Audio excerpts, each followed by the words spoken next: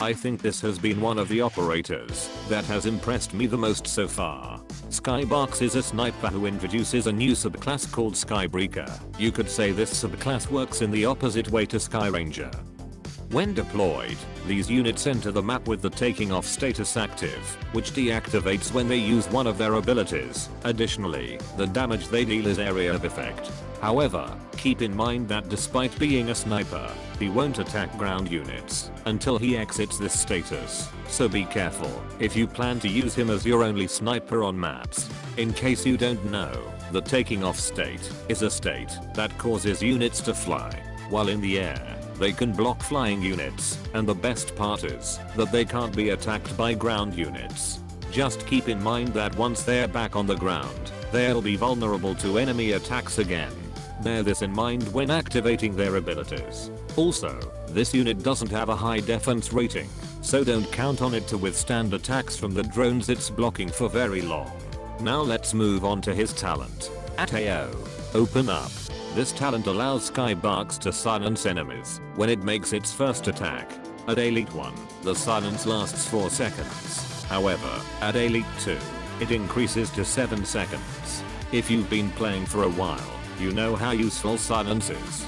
Having a unit capable of applying a long-lasting silence like this, which, when combined with its abilities, ends up being area of effect, makes it a very useful unit, especially when facing units like the Seaborns, since the duration of the silence is longer than other units. However, keep in mind that unlike the rest, Skybox can only apply silence one time to each enemy unit. Now let's move on to his abilities. His first ability, Gunpowder Soiree.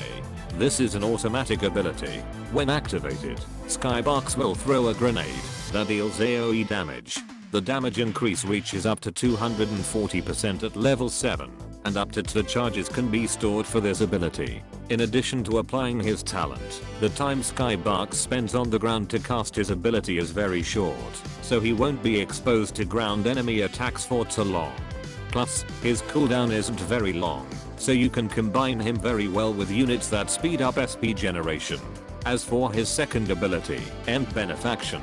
It is a manual ability, and when activated, Skybox's attack range increases, and he generates 10 bullets with increased attack power, reaching up to 180% at level 7.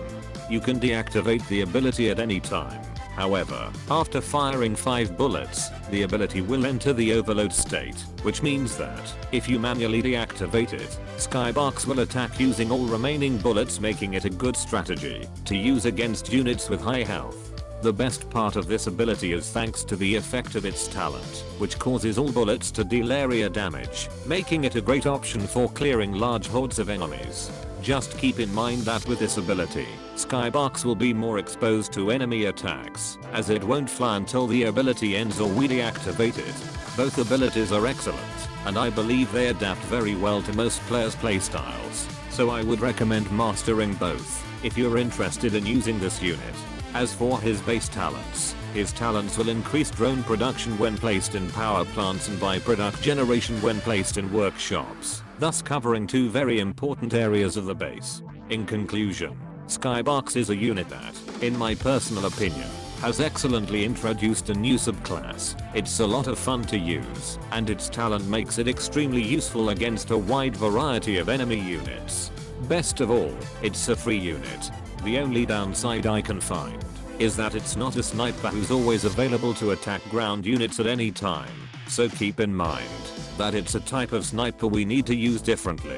And well, that's all for the Skybox guide. I hope it's helped you better understand how this unit works. Thank you very much for your attention. Take care, and see you next time.